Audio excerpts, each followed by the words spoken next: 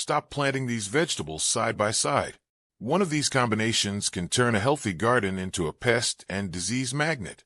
Another can quietly steal the nutrients its neighbor needs to produce a good harvest. And chances are, at least one of these combinations is growing in your garden right now. Here are 10 vegetables you should never plant together. And number 1 is a combination many gardeners grow side by side. Number 10. Corn and tomatoes.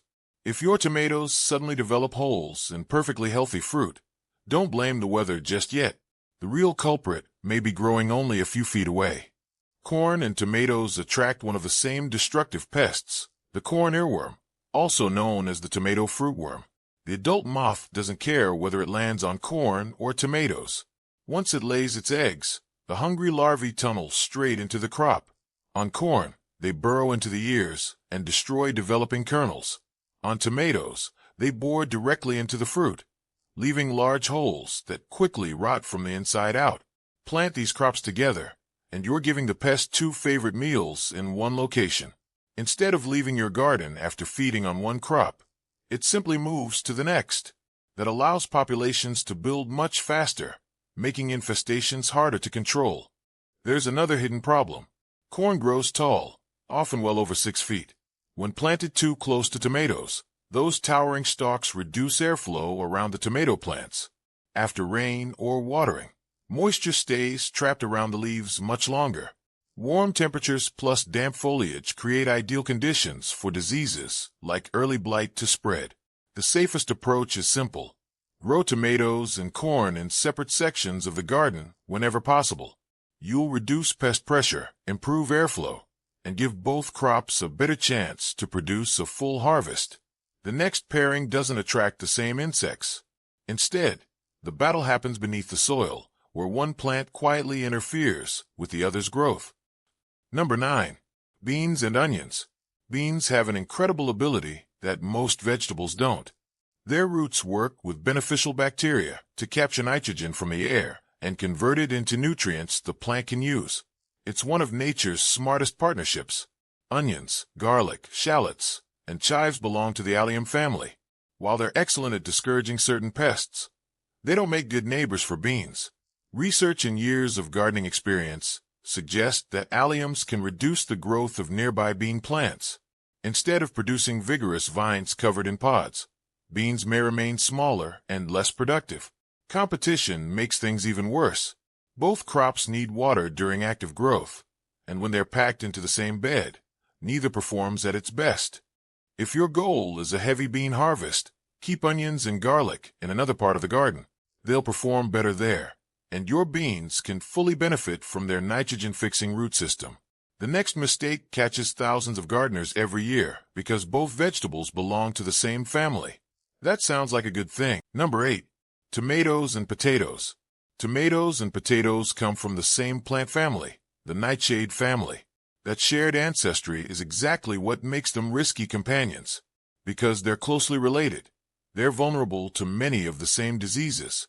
The most feared is late blight, the disease responsible for the Irish potato famine. Once it appears, it spreads quickly through leaves and stems, especially during cool, wet weather. If tomatoes and potatoes are growing side by side, the disease can move from one crop to the other in a matter of days. What starts as a few dark, water-soaked spots on the leaves can soon become an entire bed of dying plants. The danger doesn't end there. Both crops also attract similar pests, including aphids, flea beetles, and tomato hornworms. Planting them together creates a larger target, making it easier for insects to find food and multiply. Then there's the competition underground. Potatoes are building dozens of tubers beneath the soil, while tomatoes are trying to support flowers, leaves, and ripening fruit above ground. Both demand large amounts of nitrogen, phosphorus, and potassium. If those nutrients run short, neither crop reaches its full potential. The result is often smaller potatoes, fewer tomatoes, and weaker plants overall. Plant these crops in separate beds and rotate where you grow them each season. That simple habit helps break disease cycles and keeps the soil healthier for future harvests. The next vegetable has earned a reputation that almost no other crop has.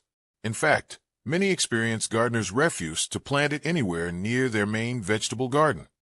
Number 7. Fennel and almost every vegetable. Fennel is one of the few vegetables that prefers to grow alone. Unlike most garden plants, fennel releases natural compounds into the surrounding soil that can slow the growth of nearby crops. This process is known as allelopathy, and it's one of the main reasons gardeners give fennel its own space. Vegetables like beans, tomatoes, peppers, carrots, and many leafy greens may all struggle when they're planted too close. The signs aren't always obvious at first. Seeds may germinate more slowly. Young plants can remain smaller than expected. Growth becomes uneven, and harvests may never reach their full potential, even when the plants receive enough sunlight and water. That's what makes this mistake so frustrating. Most gardeners blame poor soil, lack of fertilizer, or bad weather, never realizing the real problem is growing only a few inches away. The solution is surprisingly simple. Treat fennel like a garden loner. Give it its own bed or grow it in a container away from other vegetables. It will still attract helpful pollinators and beneficial insects without interfering with your crops. The next pairing looks perfectly harmless because both plants love sunny weather. But once they start growing, one quietly steals. Number 6. Cucumbers and sage. At first, this combination looks harmless. One is a fast-growing vegetable. The other is a fragrant herb that many gardeners praise for its ability to repel insects. Plant them together, and you'd expect healthier cucumbers. That's not usually what happens. The problem starts with something you can't see. Cucumbers are made up of more than 90% water. To keep producing crisp, full-sized fruit, they need consistently moist soil throughout the growing season. Even a few days of dry conditions can stress the vines, causing flowers to drop and fruit to become misshapen or bitter. Sage has completely different needs. It thrives in dry, well-drained soil and actually performs worse when watered too often. Give the cucumbers enough water to stay productive, and the sage may develop root problems. Water less to keep the sage happy, and the cucumbers begin to suffer. It's a choice where one plant usually wins, and the other pays the price. Many gardeners notice fewer cucumbers and assume poor pollination is to blame. In reality, the problem often began weeks earlier with inconsistent soil moisture caused by trying to satisfy two plants with opposite requirements. The easiest solution is to separate them.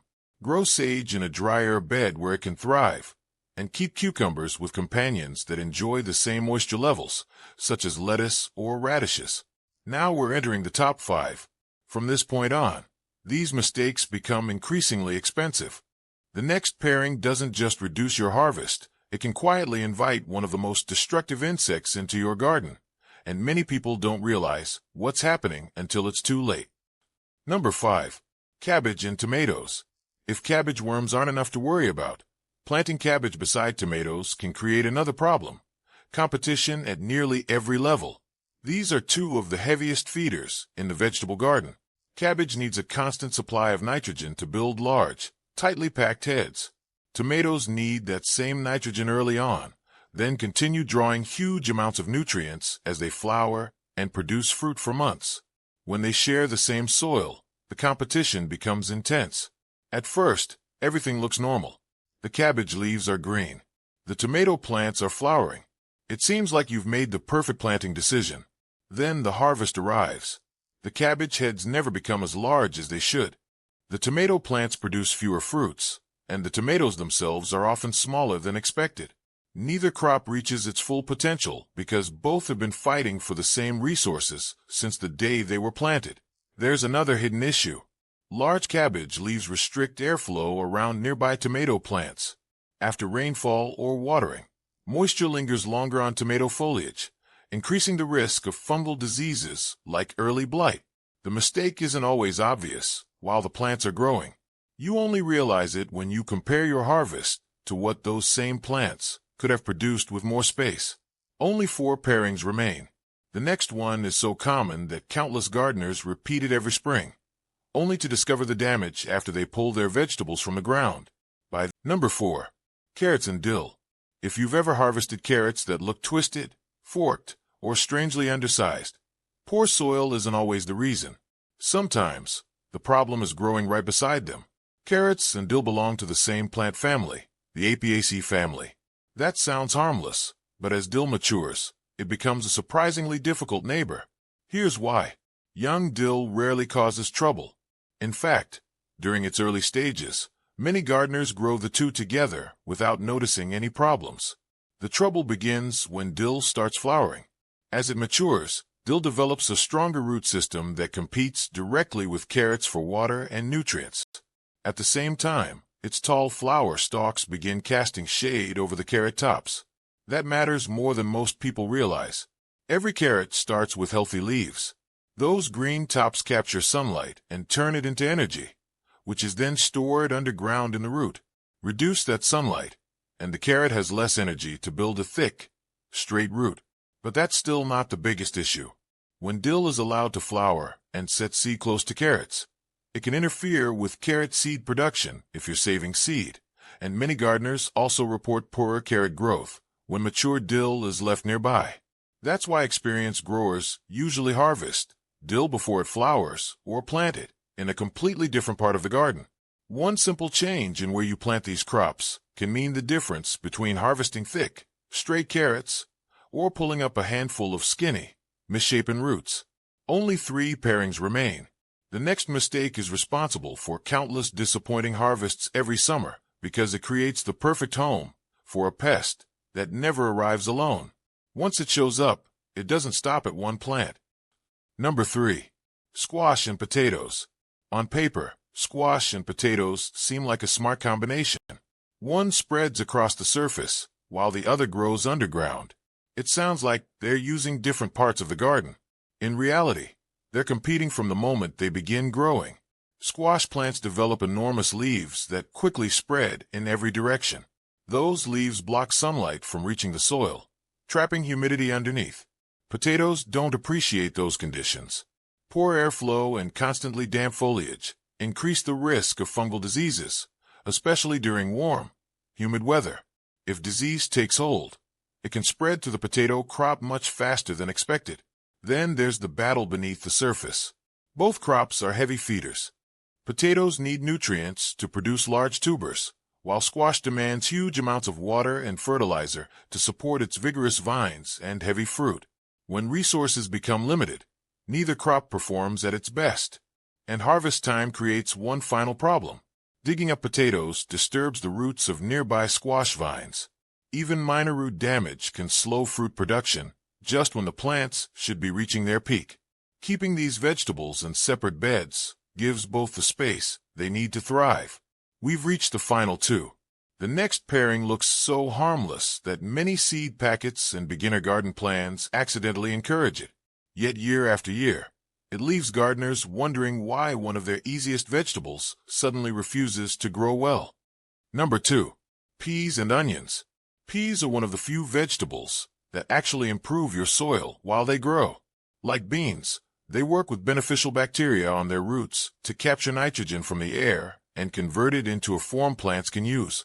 It's one of the reasons gardeners often plant peas before heavy-feeding crops. So why would anyone keep onions away from them? Because onions, garlic, shallots, and chives, all members of the allium family, can interfere with pea growth when planted too closely. At first, everything appears perfectly normal. The pea seeds germinate. The onion shoots emerge. Nothing looks out of place. Then, as the weeks pass, the difference becomes obvious. The pea vines don't climb as vigorously. They produce fewer flowers, and fewer flowers mean fewer pods.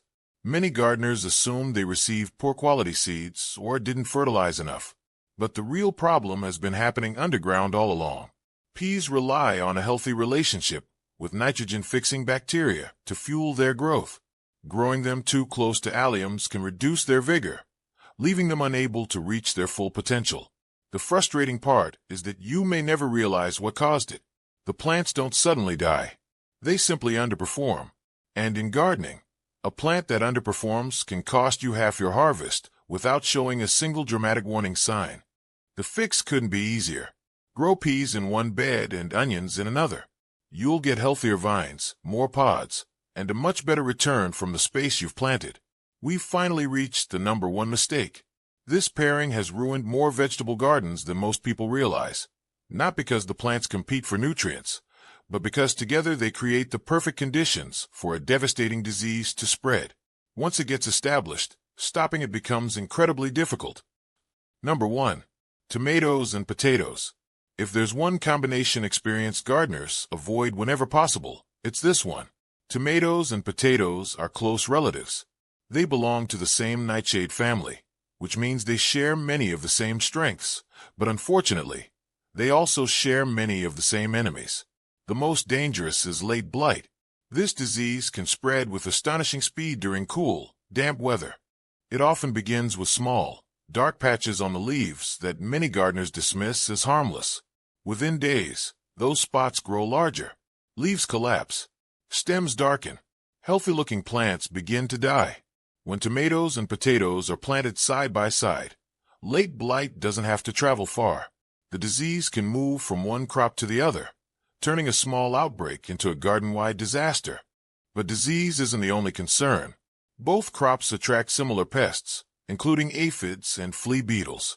Instead of giving insects one target, you're handing them two of their favorite crops in the same location. Then comes the competition. Potatoes need enormous amounts of nutrients to produce large, healthy tubers beneath the soil. Tomatoes need those same nutrients above ground to keep producing flowers and fruit over several months. Even fertile soil has limits. When both crops compete for the same resources, harvests often fall short. Smaller potatoes, fewer tomatoes, more pest pressure, greater disease risk. It's one of those mistakes that looks perfectly logical when planting day arrives, but by harvest time, the results tell a very different story. Keeping tomatoes and potatoes in separate beds and rotating where you grow them each year is one of the simplest ways to reduce disease, limit pest problems, and protect your harvest. The best gardens aren't successful because every plant grows together. They're successful because every plant grows beside the right neighbor.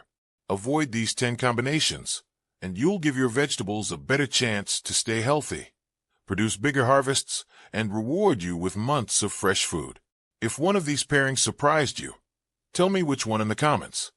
And if you've learned a companion planting lesson the hard way, share it below. Your experience could save another